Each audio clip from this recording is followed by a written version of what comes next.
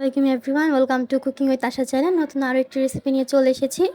আজকে তৈরি করে দেখাবো মালাই ক্রিম রোল, যেটা কিনা তৈরি করা একেবারে সহজ আর খেতে কিন্তু অনেক মজার। আর এই রোলটা তৈরি করতে মাত্র 10 মিনিট সময় লাগে। আপনারা সহজেই তৈরি করতে পারবেন এই রোলটা। তো চলুন দেখে নিয়ে যাক। তো প্রথমে আমি দুধটা জাল দিয়ে নিয়েছি, আর দুধটা জাল আসার পর এখানে বলক আসার পর এখানে দিতে হবে হচ্ছে 2টা তেজপাতা আর হচ্ছে 2টা এলাচ। আর এটা দেওয়ার কারণ হচ্ছে গ্রানটা খুব ভালো লাগে। যদি আপনার কাছে না ভালো লাগে তাহলে না দিলেও হবে। তারপর একটু নাড়াচাড়া দিয়ে নিচ্ছি। তারপর এখন দিয়ে দিব চিনি। আর চিনির পরিমাণটা আমি বলে দিচ্ছি না, আপনারা যেরকম মিষ্টি খেতে পছন্দ করেন সেরকম চিনি দিলেই হবে।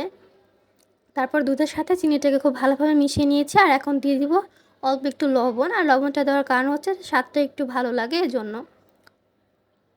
তারপর লবণটা দেওয়ার পর এখন দিয়ে দিচ্ছি গুঁড়ো দুধ। আর এটা যে কোনো ব্র্যান্ডের গুঁড়ো দুধ দিলেই হবে।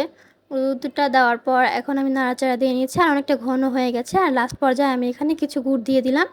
আর চাইলে গুড়টা না দিলেও হবে, এখানে দেওয়ার কারণ হলো দেখতে খুব ভালো লাগে এজন্য। আর এখন কিন্তু রান্নাটা হয়ে গেছে, এখন আমি এটা নামিয়ে নিব। আর এখন তৈরি করে নিব মালাইটা তৈরি করার জন্য দুধটা আমি আগে থেকে জাল দিয়ে রেখেছিলাম। তারপর দুধটা বলক চলে আসার পর এখন আমি দিয়ে দিচ্ছি চিনি। আর এখনও বলে দিচ্ছি না কতখানি চিনি দিবেন, আপনারা যেরকম পছন্দ করেন সেরকম চিনি দিয়ে দিলেই হবে।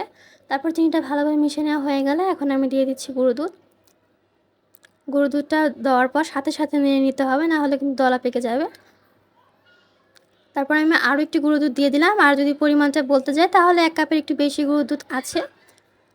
গুঁড়ো দুধটা দেওয়ার পর খুব ভালোভাবে জাল দিয়ে নিচ্ছে। আর এই পর্যায়ে চুলার জালটা একটু কমিয়ে দিতে হবে। আর তারপর অনবরত নেড়েচেড়ে নিতে হবে।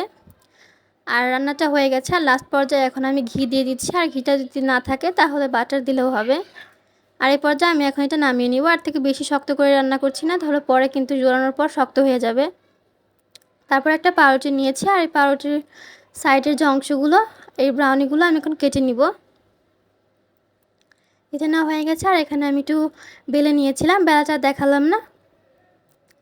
তারপর যে মালাইটা তৈরি করে রেখেছিলাম আর কি ক্রিমটা, সেটা দিয়ে দিলাম। ক্রিমটা দেওয়ার পর রোল যেভাবে তৈরি করি সেরকমভাবে তৈরি করে নিচ্ছি। আপনাদের একটা তৈরি করে দেখালাম, এরকমভাবে অনেকগুলো আমি তৈরি করে নিয়েছি। তার উপর দিয়ে কতগুলো কিশমিশও দিয়ে দিয়েছিলাম। তারপর যে মালাইটা তৈরি করে রেখেছিলাম এই মালাইটা এখন এই উপর দিয়ে আমি দিয়ে দিব।